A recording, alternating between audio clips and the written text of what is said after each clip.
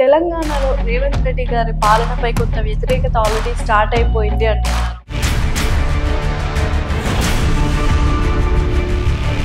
కేటీఆర్ గారిని కూడా ఇలా మోసుకుంటూ వెళ్తున్నారు. ఏంటి అసలు ఏం జరుగుతుంది తెలంగాణ రాజకీయాలు? అలవిగా అనేటువంటి వాగ్దానాలు ఇప్పుడు చాలా పొరపాటు.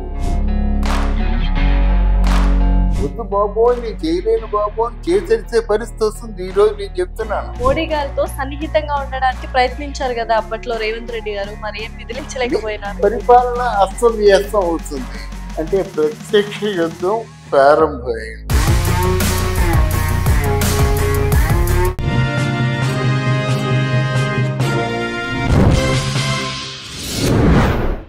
హాయ్ హలో నమస్తే, వెల్కమ్ టు అవర్ ఛానల్. ప్రస్తుతం స్టూడియోలో మనతో పాటు ఉన్నారు సీనియర్ జర్నలిస్ట్ ఇమంది రామారావు గారు. నమస్కారం అండి, ఎలా ఉన్నారు?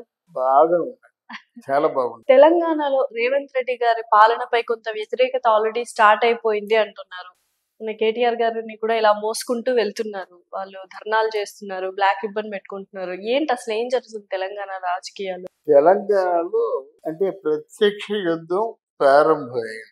యుద్ధం చేయడం టీఆర్ఎస్ పార్టీకి అనివార్యం. ఆ పోటీలో సిద్ధపడడం కాంగ్రెస్ పార్టీకి కూడా అనివార్యం. మంత్రులు ఎప్పుడైతే వరుసగా వలసలు వచ్చారో కొంచెం గట్టి పోటీ ఇవ్వాలి, వదంతులు సృష్టించాలి, ప్రోపగండా చేయాలి. అది వారి వంతు అయితే ఇప్పుడు పాలనకు అంతరాయం, పాలన సమర్థనీయంగా లేదు, పాలన పతనం అయిపోయింది, ఈ మాటలన్నీ ఎవరినడైనా చెప్తారు. వాళ్ళు బిఆర్ఎస్ వాళ్ళే సృష్టిస్తారు.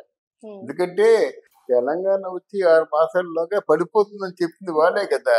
వాళ్ళు జ్యోతిష్యుల చెప్పడానికి ఇలా ముహూర్తాలు చూసి 6 మాసాల్లో పడిపోతుందని చెప్పని జ్యోతిష్యుల.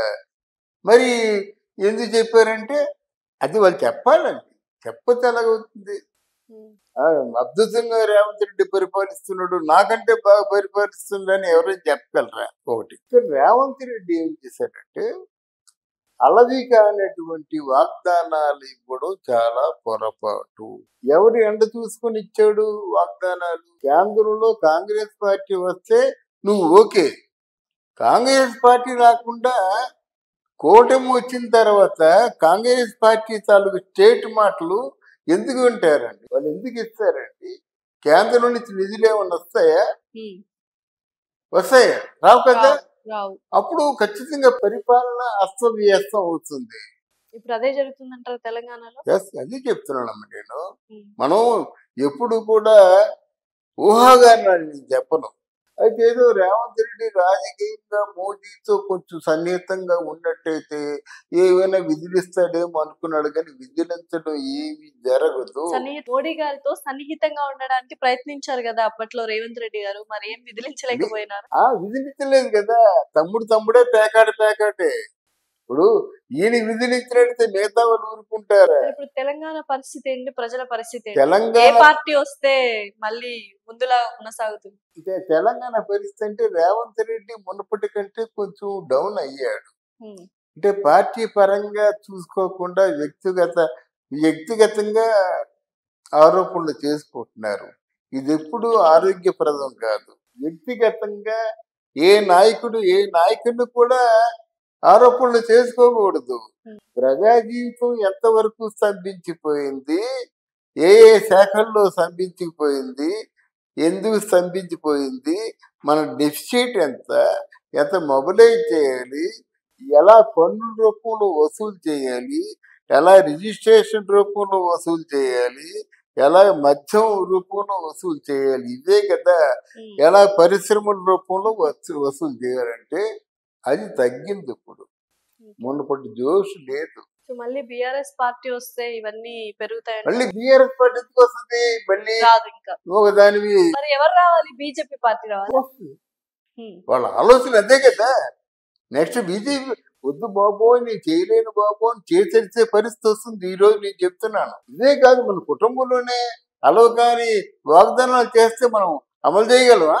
చేతులు ఉండి 10 రూపాయలు, 1,00,000 రూపాయలకి ప్లాన్ చేస్తే ఇంకా 4 ఏళ్ళు ఉంది కదా కాంగ్రెస్ పరిపాలన. దానికి 4 ఏళ్ళు ఎందుకు ఉండాలని ఉంది మీకు? 4 ఏళ్లలో పూర్తిగా కాంగ్రెస్ పార్టీ పతనం అయిపోద్ది. అప్పుడు ఖచ్చితంగా ఆల్టర్నేటివ్ బీఆర్ఎస్ పార్టీ రాదు. అదేంటది ఇది వరకు కేంద్ర రాజకీయాల్లో కేంద్ర ఎలక్షన్స్ జరిగినప్పుడు కొంత మనం అనుకున్న స్థాయిలో బీజేపీకి సీట్లు రాలేదు. చాలా గట్టి పోటీనే ఇచ్చింది కాంగ్రెస్. సో అలాంటిది కేంద్ర రాజకీయాల్లో ఉన్నప్పుడు తెలంగాణ రాజకీయాల్లో ఎందుకున్నది కాంగ్రెస్ పార్టీ? ఎందుకు పతనం తల్లి ఆ అయిపోతుంది? రాజకీయాలు మారిపోయామ్మా ఈరోజు. ఆ రాజకీయాల్లో నీ స్టేట్ వరకు నువ్వు చూసుకో, నా స్టేట్ వరకు నేను చూసుకుంటాను. ఎన్టీ రామారావు లాంటి మహానుభావుడు ఆఫ్టర్ ఆల్ కేంద్రం ఏమాత్రం కేంద్రం మిథ్య అన్నాడు. ఇప్పుడు మిథ్య అనమని చెప్పు, సాయంత్రం కల్లా తిహార్ జైల్లో ఉంటాడు. అర్థమైందా? అప్పుడు ఎన్టీ రామారావు ఇందిరాగాంధీని కేంద్రం మిథ్య అన్నా ఆవిడకి కొంచెం సంస్కారం ఉంది కాబట్టి పోనీ వాళ్ళు ఏదో బాధ అంటారని ఊరుకుంది. ఇప్పుడు ఎవరైనా కేంద్రాన్ని వేలెత్తి చూపించమని చెప్పా వీళ్ళు నరికేస్తారండి. రాజకీయం మారిపోయి మోదీ కేడి బీడీ అన్న కేసీఆర్ ఇల్లు మోడీని కలవలన ఎన్ని అపాయింట్మెంట్ కోరుకున్నాడు. చెప్పిన దాని ప్రకారం వేలు కట్ అయిపోతుందంటే హింసావాదానికి తెరదీసినట్టే కదా. అహింసా పదంలో వెళ్ళట్లేదుగా ఇప్పుడు భారతదేశం. హింసావాదంలో వెళ్తున్నట్టనే కదా మీరు చెప్తారు. అరే అహింస ఎప్పుడో మర్చిపోయాము తల్లి. అహింస అనేది గాంధీ గారితో పోయింది. ఆ అహింసని తట్టుకోలేకే కదా నాథూరామ్ గాడ్సే గాంధీ చంపేశాడు. అహింస అహింస ఎందుకు చంపేశాడు గాంధీని? వెళ్ళిపోతున్నారు. ఆ వెళ్ళి ముస్లింలు ఏం చేశారు? నిండు చోళాలని కత్తులతో గుచ్చి చంపేస్తున్నాడు. ఇంకెవరినో దారుణాలు మారణకాండ ప్రబలిపోతుంటే అప్పుడు ఈ హైందవ వాళ్ళందరూ కలిసి వాళ్ళని తరిమి కొట్టే ప్రయత్నం చేశారు. వీళ్ళు కూడా తిరగబడ్డారు. అప్పుడు చూస్తున్నాడు ఏమిటిది అహింస అహింస అంటున్నాడు అంటే మనిషిని మనకు ఆడు కొట్టాడు మన తిరిగి కొట్టకూడదా అని గాంధీజీ భక్తుడు ఆయన గాడ్సే. ఇంకా వీడుంటే లాభం లేదు అని ఈయన గాంధీ గారు ఏడుస్తున్నారు. అమ్మో భారతదేశంలో ఉన్న వాళ్ళందరూ నా బిడ్డలు పాకిస్తాన్ వెళ్ళిపోతున్నారని ఏడిస్తే అప్పుడు కలిచాడు. అందువల్ల ఇక అహింస పోయింది. ఇప్పుడు హింసా రాజకీయాలే ప్రధానము. కలిసి ఇక ముందు ఏదైనా జరిగినట్టయితే మోదీ టైప్ ఆఫ్ రాజకీయాలే చేస్తారు. అది అయిపోయిందంటే అది సుఖంగా ఉంది.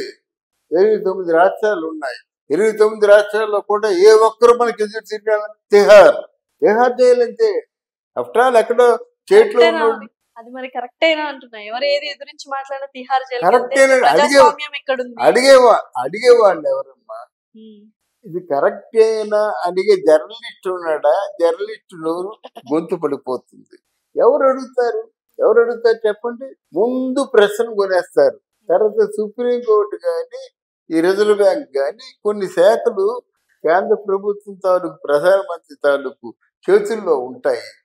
ఎవరు అడిగేవారు లేరంటే ఎవరు లేరు. అడిగినా వినరు.